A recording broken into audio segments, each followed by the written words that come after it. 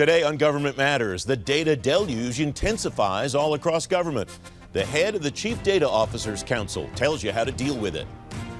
More jobs filled soon at the Pentagon, some expert insight on what the new team will face when it gets down to work.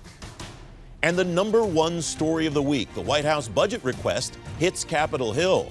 Is it time for a break inside agencies, or is the work just beginning? Government Matters starts right now. From Washington, D.C. and around the world, this is Government Matters with Francis Rose.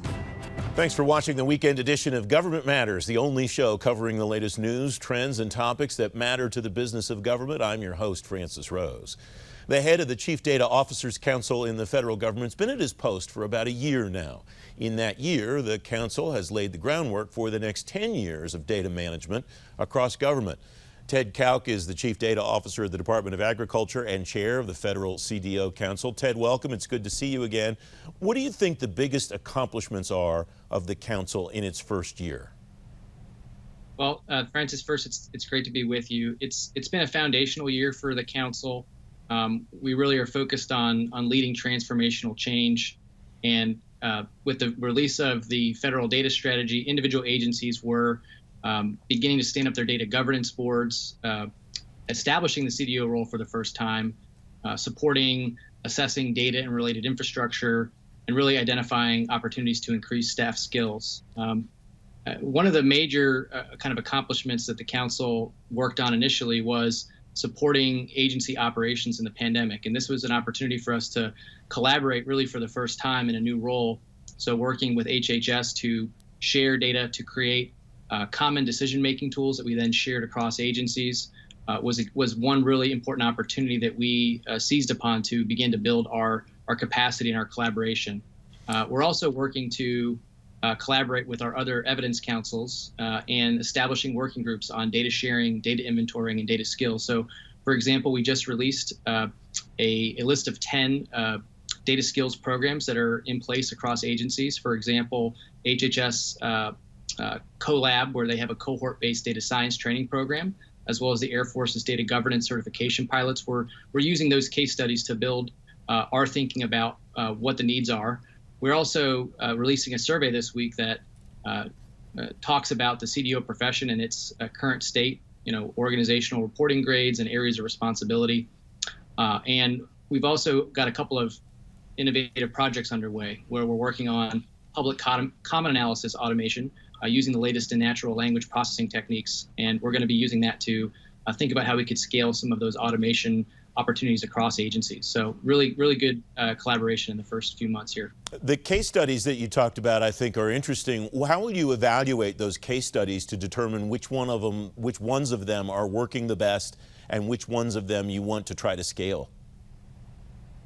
Well, I think first, one of the things that we set as a foundational kind of collaboration point was that we know that there's good work that's going on in agencies, and we want to use that to accelerate our efforts. So the case studies themselves help us to monitor and to continue to have conversation about what's working and what areas are still kind of gaps for agencies. But they also invite conversations where agencies can learn from others. So I don't think we have one in particular that we're looking at, but I think there are a number of areas, whether that's analytics or governance or data science, where agencies are leading and other agencies have an opportunity to learn from them in the various aspects of our data work. So just look forward to continuing to monitor that and make improvements.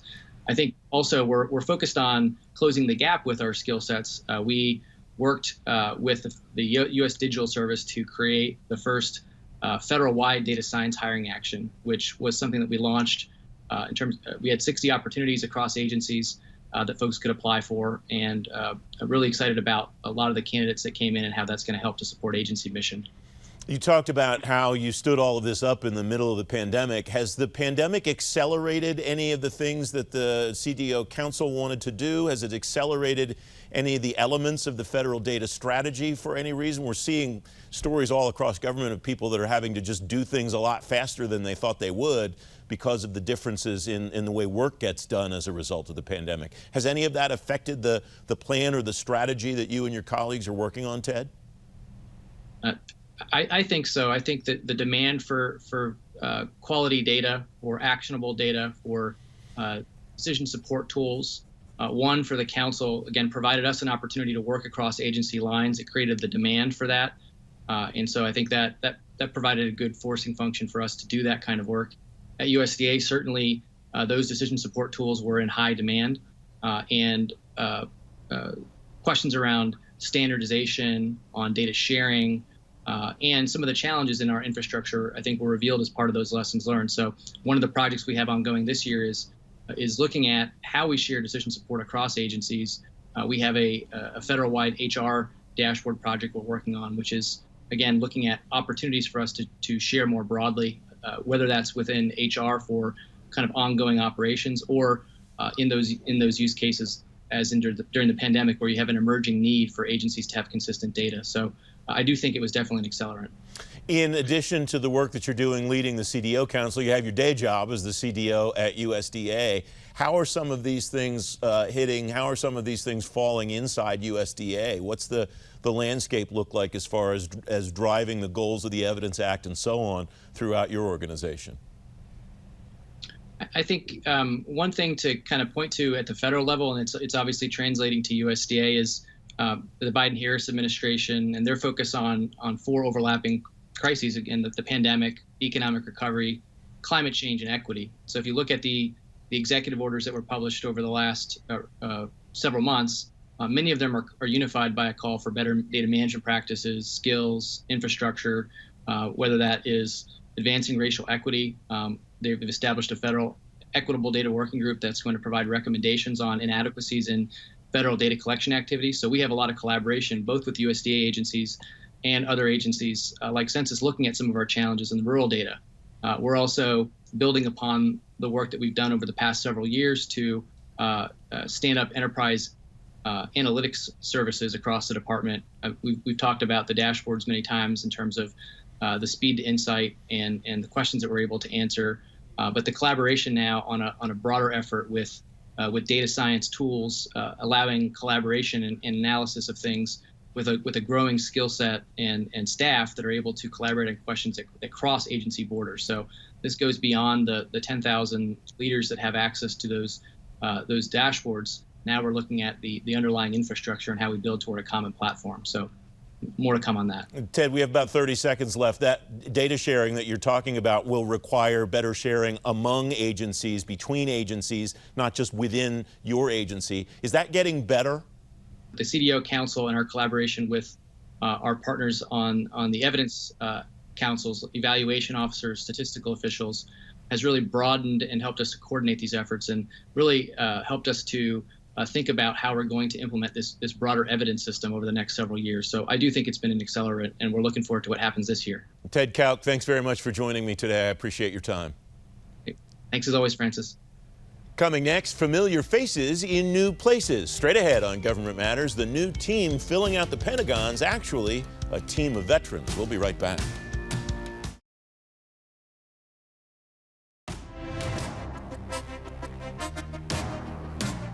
Welcome back. Christine Wormuth is officially the Secretary of the Army now after a blip in the radar screen on Wednesday.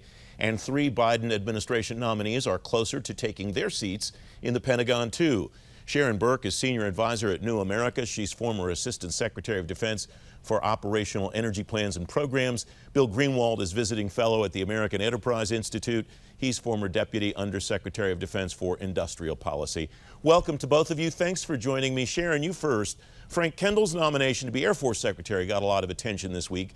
We did not hear as much about the nominations of Heidi Shyu and Susanna Bloom. Why are their jobs important, and why are they important people for the department right now, Sharon? So with Heidi Shyu, it's really interesting. During her hearing, she talked a lot about the valley of death. And in the commercial sector, we're talking about the valley between innovation and commercialization.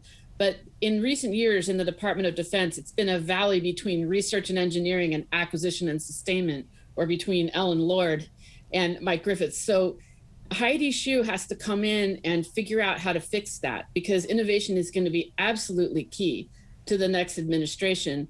And she's the right person to do this. You know, she came out of the Army as the Chief Acquisition and R&E, research and engineering and logistics executive and has really deep experience in the private sector. By personality, too, she's known as just a good manager and a good people person, and that's exactly what they need to cross that valley of death. Sharon, Susanna Bloom at CAPE, also a very important job. You know, I think back to when Secretary Gates was in office and he had Christine Fox running CAPE. CAPE is one of those sleeper organizations that people outside the Pentagon don't know that much about, but it can really rule that building and, you know, and is the go-to place. Under Christine Fox, that's what it was. And I think you're going to see that again under Susanna Bloom.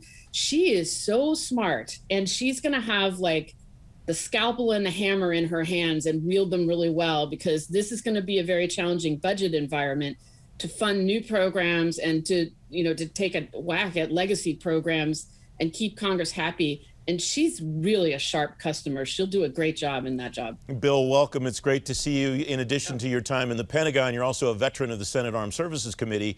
These three nominees that we saw this week, your take, they're pretty much locked in for nomination or for confirmation, right? Yeah, I think all three of them did the most important thing to do in the confirmation hearing, and that's not to make any mistakes. And they essentially got through that with flying colors. We don't see any other issues that are cropping up. So I think that just have to take the time, the way the Senate moves through it, for them to actually be finally confirmed. What do you see, Bill, as next on tap for the nomination process, or for that committee in particular? We talked not too long ago, you and I did, on this program about basically the hold that Senator Reid, the chairman of the committee, put on the National Defense Authorization Act process for this exact purpose, to get nominations through. No, I think the issue is going to be the process itself for nominating and getting through FBI background checks and all these things. You know, it takes time. And so they've got some time right now to move through. They don't have the number of the nominations that they need. And so I assume at some point they're going to flip back into the NDA process and move forward. I want both of you to take me back into your processes, into your histories in the department. Sharon, you first. These three nominees, as Bill said, headed for confirmation. They'll go back to the building. They've all been there before. What's the first week like? What do you do to get yourself acclimated to, or what does one do to get oneself acclimated to being back in that environment, Sharon? Well, I think, as you said, all three of these nominees have very deep experience in the building, so it'll be easy for them to hit the ground running, as you say. But you know, the first thing they're going to do is get to know their teams and get up to date on the issues. And I think for Ms. Bloom in particular, that should be easy because she's been helping out with some of these issues anyway. And for her, it's imperative because, of course, the budget's going to come out today. So her life is going to go crazy from the minute she sets a foot in that building. So I hope she's catching up on her sleep right now. Bill, what's your advice list for folks, as not just these three nominees, but other folks as they head back to the building for the first time in a certain period of time? Try to read as much as possible before you get in there, because you'll never have time to do that. And try to focus on three things and identify what those are before you go in, because those are probably the three things that you can actually try to get done. The rest of the time, you're going to deal with what is put in place in front of you. Bill Greenwald, Sharon Burke, a wonderful conversation. Thanks very much, as always, for joining me today. I appreciate it. Great to be with you. Coming next, the #1 story of the week. Those big budget request books for 2022 hit Capitol Hill. Straight ahead on Government Matters. Is it break time for financial managers in government, or is the work just beginning? We'll be right back.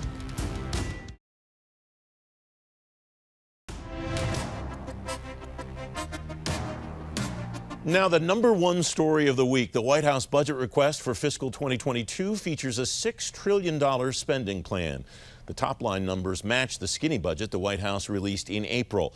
Tina Jonas is senior advisor in the International Security Program at the Center for Strategic and International Studies. She's former Undersecretary of Defense Comptroller. Dave Mader is Civilian Sector Chief Strategy Officer at Deloitte. He's former controller at the Office of Management and Budget. Friends, welcome. Thanks for coming on the program today. Tina, what are the first steps for government leaders after the release of this budget? When people get back to work Tuesday morning, what does this mean for the jobs that they'll do? Well, thank you. You know, this is a very hectic time. The key matters ahead of them are obviously defending the budget request. They would, particularly the budget officers, are going to be on the Hill and talking to their counterparts on the various committees, defending this proposal. This is unprecedented amount of money proposed in this budget, and a lot of legislation to be acted on. So there's going to be a lot of activity, but I would expect a lot of days on Capitol Hill. Is it symbolic and meaningful of anything, Tina, that some of the people in the Defense Department have already been to the Hill to start to talk about the budget, even though we didn't have a formal request from the White House yet? Well, this is a continuing conversation. I mean, in any agency, there's activity all year long around executing a previous budget, around building a budget, and defending a budget. So communication is constant, and I would imagine there's just going to be further intensity around the president's proposal. Dave Mader, welcome. Thanks for joining me. Take me back to your IRS experience. How much impact does the White House budget request have inside the agency? Does it make a difference as to what those leaders will do next week and next month and in the next several months? No, I mean, it's a significant impact on how, career executives and employees operate day in and day out. And I think more so now when you have a transition from one administration to another and a, significant shift in policy direction, that causes the agency to basically step back and look at what's been going on, since the inauguration, and starting to actually align their programs and align their investments and their actions around program priorities consistent with the Biden-Harris administration. So, I think as Tina said, the budget process is a year-round budget. It's not, a once a year set of activities. More so now with the transition to a new administration. Dave, given that we're here at the end of May, beginning of June, thinking about these issues, and Congress is starting to work theoretically when it comes back from the Memorial Day recess to work through this budget on both sides of the Hill, a lot of people seem to think we're destined for another continuing resolution. What do you think financial management leaders should be doing in the next month or so to plan for that possibility? I think, Francis, that we're so used to continuing resolutions over the last, 15 years that, agency executives, are constantly prepared for the, the potential that there will be, a lapse in appropriation and a continuing resolution, whether it's, a matter of weeks, months, or in some cases, multiple months. So I don't view it as a significant new event for career executives. And I think those of us who have served in political positions, recognize that that's sort of part of the process that, basically has been ongoing for the last 3 administrations. Tina, you mentioned a moment ago that the time is coming or here for agency officials to go to the Hill and defend the budgets. What does that process look like behind the scenes? I'm sure it's not just what we see in public in the hearing process, right? Absolutely. And, there's a lot of conversation. Members of the administration and their staffs are bringing their justification books. They are holding briefings with staff individuals on the Hill and really going in depth on the budget. And so they bring their knowledge, their experience, and hopefully a lot of details that are discussed, hours and hours of work on the Hill. Tina, in your experience, what are the effective ways to change minds when you meet a member of Congress or members of Congress that have a different idea for the budget than someone in the department has? Well, I think the most important thing is just to be very detailed, be precise, put forward and be transparent in your conversations. But I think the more you bring to the table, the more detailed, the more questions you are prepared to respond to. And of course, that takes years of experience, and many people in the departments and agencies have had very thorough careers and know how to do this. but being detailed, being prepared, in depth, and always with great integrity on defending your budget. Dave, what success have you found? What techniques have you found successful in defending your budget and maybe changing minds on the Hill, or at least moving minds a little bit in the direction that the administration wants them to go?